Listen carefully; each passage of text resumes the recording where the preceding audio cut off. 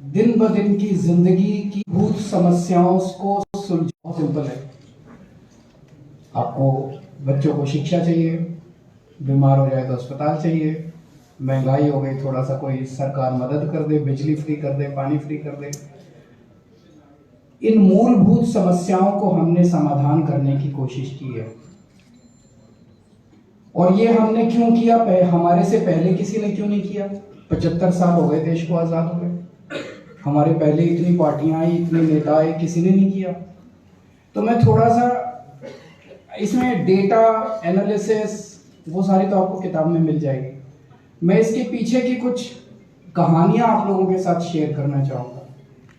ये स्टेज पे जो लोग बैठे हैं और कुछ लोग ऑडियंस में बैठे हैं और कुछ लोग शायद इस हॉल में नहीं है, ये वो लोग हैं जिन्होंने पूरा दिल्ली मॉडल ऑफ गवर्नेंस कह लीजिए या आम आदमी पार्टी ऑफ पॉलिटिक्स के जिम्मेदार हैं। और इनमें सबसे पहले मैं मनीष सिसोदिया से मिला था। मैं जब इनकम टैक्स डिपार्टमेंट में काम किया करता था, तो इनकम टैक्स डिपार्टमेंट में उन दिनों में मैं असिस्टेंट कमिश्नर था, तो डिप्टी कमिश्नर हो गया था। डिप्टी कमिश्नर एक मिडिल क्लास एग्जिस्टेंस होती है। कौशाम्बी के एक फ्लैट में रहते थे, तो एक मिडिल क्लास परिवार की जो समस्याएं होती है वही समस्याएं हमारी भी थी। हम सब लोग जानते हैं सरकार में बहुत करप्शन है, इनकम टैक्स में भी बहुत करप्शन था, अभी भी है। तो करप्शन के खिलाफ एक लड़ने का जुनून पैदा हुआ। मैं इंजीनियर भी हूं, तो मुझे थोड़ी बहुत कोडिंग करनी भी आती थी। तो मैंने खुद ही घर पे बैठ के एक वेबसाइट बनाई, परिवर्तन.com, और उस पर लिखा कि अगर आपको इनकम टैक्स में कोई परेशान करता है और रिश्वत मांगता है तो परिवर्तन को बताना, परिवर्तन आपके लिए बिना रिश्वत के काम करवाएगा। अब मैं इनकम टैक्स में सिटिंग डिप्टी चीफ कमिश्नर, तो मैं तो फेस बन नहीं सकता, मेरे को तो नहीं तो अंडमान भेज देंगे ये लोग। मैं अपने डिपार्टमेंट के खिलाफ लड़ रहा था, तो आई नीडेड अ फेस। तो मैंने वेबसाइट तो बना दी, मैंने लिखा, उसमें हमने डाल दिया वॉलंटियर विद परिवर्तन। तो ये मैंने 30 दिसंबर 1999 को वेबसाइट बनाई थी, और 31 दिसंबर को सबसे पहला एंट्री उस पे वॉलंटियर करने वाला था मनीष सिसोदिया। सबसे पहली एंट्री इसकी आई थी। ये जी न्यूज में पत्रकार होते थे उस टाइम। तो मुझे बड़ी खुशी हुई, एक वेबसाइट बनाई, कोई पैसा नहीं था मेरे पास प्रचार करने के लिए, कुछ नहीं था। एक आदमी ने उस पर एंटर किया, तो मैं बाकायदा इसके घर गया। तो शकरपुर में रहते थे आप, वो ईस्ट दिल्ली में पटपड़ मदर डेयरी के पीछे शकरपुर है।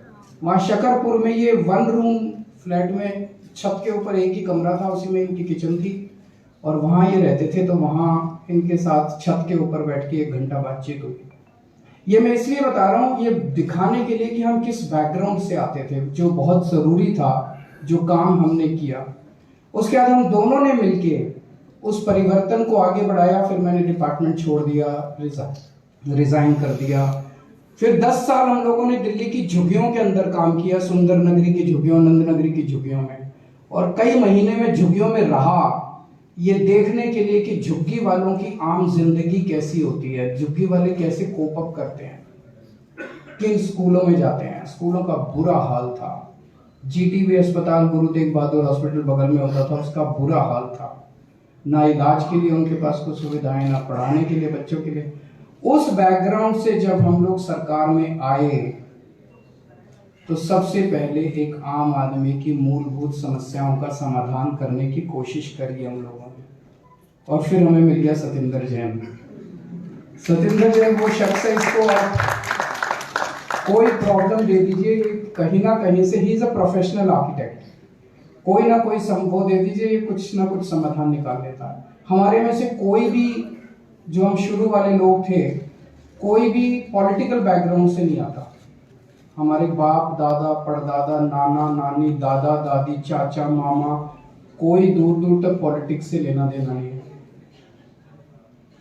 उस बैकग्राउंड से आके जब हमने सरकार में एंटर किया, तो सबसे पहले हमने फिर स्कूल, अस्पताल, बिजली, पानी, महंगाई, इन मुद्दों का समाधान हम लोगों ने करने की कोशिश की। तो कोई सोच नहीं सकता था। मुझे याद है जब हम दिल्ली की झुग्गियों में सुंदर नगरी में काम किया करते थे तो काफी झगड़ा होता था। शीला जी की सरकार थी, उनके साथ धरने, प्रदर्शन, राशन सिस्टम बहुत गड़बड़ था। उन दिनों में चर्चा चली करती थी और केवल स्टेट लेवल पे नहीं, राष्ट्रीय स्तर के ऊपर चर्चा चलती थी that the government can not run schools. सरकार स्कूल नहीं चला सकती। मैं मन में सोचता था यार, जो सरकार स्कूल नहीं चला सकती वो सरकार क्या चलाएगी? सरकार चलाना तो बहुत बड़ी बात है। एक स्कूल जिन सरकारों से नहीं चलता, that government ought to resign, उनको इस्तीफा दे देना चाहिए जो सरकार स्कूल नहीं चला सकती। तो एक नैरेटिव तैयार किया गया था कि सरकार स्कूल नहीं चला सकती, तो इसीलिए स्कूलों को प्राइवेटाइज कर दो, चैरिटी बेसिस पे एक एक कॉर्पोरेट को 2-2, 3-3 स्कूल दे दो, वो कॉर्पोरेट चलाएगा स्कूल। एक नैरेटिव तैयार किया जा रहा था कि 4 स्कूल इस कंपनी को दे दो, 4 स्कूल। वो बेसिकली लैंड स्कैंडल था, बिकॉज ये सारे सरकारी स्कूल प्राइम लैंड के ऊपर दिल्ली के बीचों बीच हैं। तो वो जमीन लेके क्या करते, वो स्कूल में तो पता नहीं क्या करते, कुछ बच्चों को पढ़ाते नहीं पढ़ाते, उस जमीन के ऊपर अपना कुछ ना कुछ खड़ा कर लेते और वो करते। हमने आके इस पूरे नैरेटिव को बदला कि the government can run schools if it has the right intent to do it. सरकार स्कूल चला सकती है, सरकार अस्पताल भी चला सकती है, सरकार मोहल्ला क्लिनिक भी चला सकती है, अगर सरकार की नीयत साफ हो तो। हमने एक सरकारी स्कूल ठीक किए, हमने अस्पताल बनाए, हमने बिजली 24 घंटे की पूरे देश के अंदर। गजब की बात है, 75 साल हो गए देश को आजाद हुए, अभी तक एक पार्टी, एक नेता, एक सरकार 75 साल में पूरे देश में कहीं 24 घंटे बिजली नहीं कर पाई। As if it's such a rocket science. केवल दिल्ली अकेला राज्य है आज पूरे देश के अंदर जहां बिजली 24 घंटे है। बाकी आप यूपी में फोन करके पूछ लो, बिहार में फोन करके पूछ लो, राजस्थान में, छत्तीसगढ़ में, इधर उधर 10-10 घंटे, 12-12 घंटे के पावर कट लगते हैं। तो एक चीज और दिमाग में आती थी उन दिनों में, जब हम पॉलिटिक्स आपस में डिस्कस किया करते थे, जब सुंदर नगरी में काम करते थे, हम देखते थे ये पार्टी उसको गाली दे रही है, वो पार्टी उसको गाली दे रही है, मतलब बस गाली चल रही है जैसे आजकल चल रहा है। अभी दिल्ली में चुनाव आने वाले हैं, बीजेपी के पास कोई मुद्दा ही नहीं है। बीजेपी 24 घंटे केवल केजरीवाल, ये केजरीवाल, वो केजरीवाल का घर ऐसा, केजरीवाल की जैकेट ऐसी, केजरीवाल के कपड़े ऐसे, केजरीवाल के जूते ऐसे, आज इसने नए जूते क्यों पहने, आज इसने जैकेट क्यों, 24 घंटे केवल गाली गलौज। उस टाइम में सोचते थे ये मुद्दों की बात क्यों नहीं करते। धीरे धीरे धीरे धीरे हमने राजनीति के अंदर मुद्दों की बात करने के लिए इनको फोर्स तो किया है थोड़ा बहुत। प्रधानमंत्री जी को गुजरात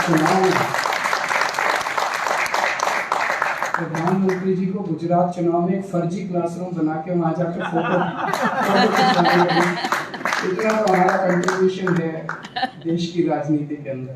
तो धीरे धीरे हमने इनको फोर्स किया है। तो सबसे पहली चीज, ये जाति के नाम पे चुनाव लड़ते थे, धर्म के नाम पे चुनाव लड़ते थे। अभी भी जब हम आपस में चर्चा कर रहे थे दिल्ली में, आज हमने सारी टिकटें अनाउंस कर दी हैं हमारे कैंडिडेट्स की, हम टिकट्स अनाउंस कर रहे थे, तो हमारे डिस्कशन में कभी भी ये नहीं आता कि ये फलानी सीट जो है ये इस जात की है इसलिए इस जाति को दे दो, उस जात की है इसलिए उस जाति को दे दो।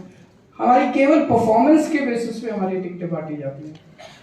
केवल ये देखते हैं कि कौन काम कर रहा है, किसको जनता पसंद कर रही है, कौन काम नहीं कर रहा है, किसको जनता, केवल और केवल गवर्नेंस के बेसिस के ऊपर। तो गवर्नेंस के बेसिस पे चुनाव लड़े जा सकते हैं और चुनाव जीते जा सकते हैं, ये हमने इस देश के अंदर साबित करके दिखा दिया।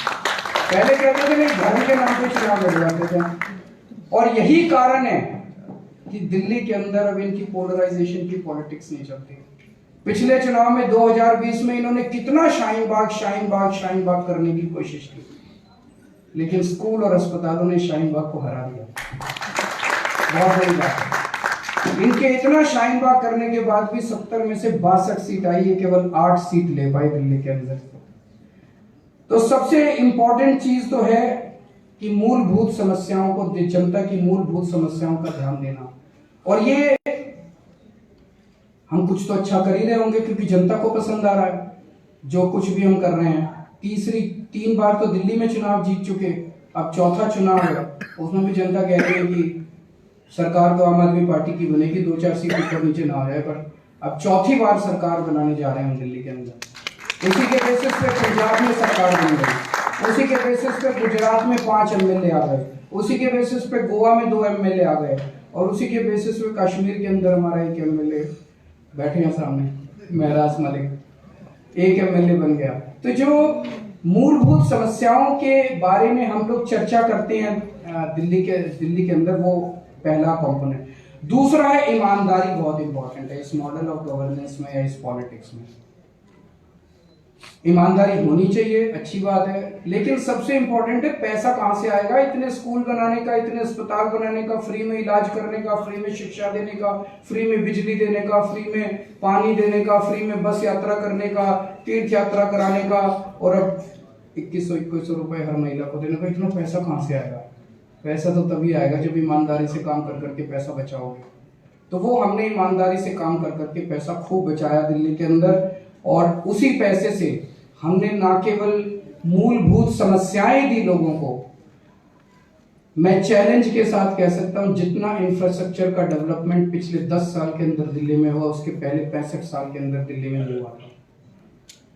पिछले 65 साल में दिल्ली में 62 फ्लाईओवर बने। हमारी सरकार के पहले, हमारी सरकार 2015 में बनी थी। आजादी के बाद पहले 65 साल में दिल्ली में 62 फ्लाईओवर बने थे। हमारे 10 साल में दिल्ली में 38 नए फ्लाईओवर बने हैं। हमारे से पहले दिल्ली मेट्रो 200 किलोमीटर बनी थी। हमारे 10 साल के अंदर 250 किलोमीटर ऐड किया है, 450 किलोमीटर दिल्ली मेट्रो बनी है। हमने पिछले 10 साल में 10,000 किलोमीटर की नई सड़कें बनवाई हैं। 6800 किलोमीटर की नई सीवर लाइन डाली है, 6800 किलोमीटर की नालियां बनवाई है, ड्रेन्स बनवाई हैं, 4000 किलोमीटर की नई पानी की पाइपलाइन डलवाई है, 4 लाख नई स्ट्रीट लाइट्स लगवाई है। पहले 66,000 स्ट्रीट लाइट्स होती थी दिल्ली में, हमने 4 लाख स्ट्रीट लाइट्स लगवाई है। पहले मुश्किल से 10-15 हजार सीसीटीवी कैमरे होते थे, हमने 3 लाख सीसीटीवी कैमरे लगाए हैं पर स्क्वायर किलोमीटर डेंसिटी के हिसाब से। आज New York, Tokyo, London, France, Paris, जो मर्जी पूरे दुनिया के अंदर सबसे डेंसिटी जो है सीसीटीवी कैमरों की सबसे ज्यादा दिल्ली के अंदर है आज पूरे दुनिया के अंदर। उनका मॉडल ऑफ गवर्नेंस क्या है? उनका मॉडल ऑफ गवर्नेंस जो भी जैस्मिन बता रहे थे वो है कि बेसिकली तो ये है कि सारा सरकारी पैसा कहां खर्च होना चाहिए। वो कहते हैं सारा सरकारी पैसा कुछ टॉप के कॉर्पोरेट्स को दे दो, कुछ टॉप की कंपनियों को दे दो, और वहां से वो ट्रिकल डाउन करेगा। ट्रिकल डाउन थ्योरी मेरे को नहीं पता, मेरे को ज्यादा इकोनॉमिक्स नहीं आती, पर जिसने भी ये ट्रिकल डाउन थ्योरी बनाई है उसने बड़ा शातिर काम किया। भ्रष्टाचार को लेजिटिमाइज करने के लिए उसने बड़े अच्छे शब्दों का इस्तेमाल करके एक ट्रिकल डाउन थ्योरी बनाई कि जो भी सरकार है वो पैसे दो उनको, और बदले में वो तुम्हें पॉलिटिकल डोनेशंस देंगे। तो टैक्स कंसेशंस दे दो, उनके लोन माफ कर दो। जब उनसे बोलो भाई स्कूल बनाने हैं, अस्पताल बनाने हैं, लोगों को शिक्षा देनी है, सड़कें बनानी, तो वो नहीं कहेंगे नहीं नहीं नहीं, वो सारा हम इनको टैक्स कंसेशन दे रहे हैं, 15 लाख करोड़ रुपए के इनके लोन माफ कर दिए। लेकिन जब उनको स्कूल बनाने के लिए कहते हैं तो कहते हैं पैसे नहीं। उनके कितने 1 लाख करोड़ रुपए आप बता रहे थे कि टैक्स कंसेशंस दिए, लेकिन जब उन्हें हम कुछ भी मांगते हैं तो कहते हैं पैसे नहीं है। तो बेसिकली वो सारा पैसा कुछ टॉप के कॉर्पोरेट्स को देना चाहते हैं, उनको देते रहते हैं और कहते हैं धीरे धीरे धीरे धीरे बूंद बूंद करके जनता तक पैसा पहुंचेगा। ये बड़ी बड़ी इंडस्ट्री लगाएंगे, उसमें लोगों को नौकरियां मिलेंगी। जब नौकरियां मिलेंगी, हमारा बिल्कुल उल्टा मॉडल है। हमारा मॉडल है कि जनता को शिक्षित करो, इन्वेस्ट इन ह्यूमन कैपिटल। आप जनता को शिक्षा दो, जनता को स्वास्थ्य सेवाएं दो, जनता को तैयार करो, इस देश की जनता को तैयार करो, और एक आम आदमी की जेब में पैसा डालो। एक आम आदमी की जेब में पैसा डालोगे तो इकोनॉमी के अंदर डिमांड पैदा होगी, और इकोनॉमी के अंदर डिमांड पैदा होगी तो प्रोडक्शन बढ़ेगी इकोनॉमी की, और प्रोडक्शन बढ़ेगी तो उसी से देश रोजगार मिलेंगे, उसी से देश का विकास होगा। ये हमारा एक इकोनॉमी का मॉडल है। क्या दिल्ली के कामों को स्केल अप किया जा सकता है? हमने दिल्ली में 200 यूनिट बिजली मुफ्त दी, एक आम आदमी को थोड़ी सी राहत दी महंगाई से। क्या पूरे देश की बिजली फ्री की जा सकती है? बिल्कुल की जा सकती है। मैंने सारा कैलकुलेशन किया है, 1,80,000 करोड़ रुपए का खर्चा आएगा बस। 1,80,000 करोड़ तो ये एक आदमी को ही दे देते हैं। क्या दिल्ली के देश के सारे स्कूलों को ठीक किया जा सकता है? बिल्कुल किया जा सकता है। 10 लाख सरकारी स्कूल हैं, 18 करोड़ बच्चे पढ़ते हैं, 5 लाख करोड़ रुपए का खर्चा आएगा। देश के सारे रिमोट से रिमोट गांव के अंदर भी, देश के रिमोट से रिमोट गांव में भी सरकारी स्कूल ठीक हो जाएंगे, शानदार हो जाएंगे, प्राइवेट से अच्छे हो जाएंगे। 5 लाख करोड़ तो कुछ भी नहीं है भाई साहब। क्या देश के सारे सरकारी अस्पतालों को ठीक किया जा सकता है? बिल्कुल किया जा सकता है, उसमें भी 5 लाख करोड़ रुपए का खर्चा। इतने से पैसे के अंदर देश का इतना जबरदस्त विकास हो सकता है। नीयत नहीं है। मैं हमेशा कहता हूं सरकार में पैसे की कमी नहीं है, नीयत की कमी है। तो बहुत बहुत शुक्रिया आप लोगों का, जैस्मिन को बहुत बहुत बधाई। और इस किताब को आप लोग जरूर पढ़िएगा और खरीद के डिस्ट्रीब्यूट भी कीजिएगा लोगों को पढ़ने के लिए, ताकि एक आम आदमी की बात, कि आम आदमी की गवर्नेंस और आम आदमी की राजनीति कैसे हो, ये जनता तक पहुंच सके और ये डिस्कशन जो है ये वाइडर हो सके।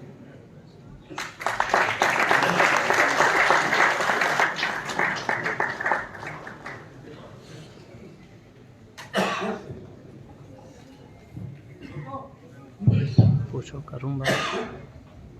आई नो आज हम थोड़ा लेट चल रहे हैं, तो अरविंद जी से बस हम कुछ मिनट उनसे ज़्यादा लेंगे। Many of you may want to have to ask any question, so we can start couple of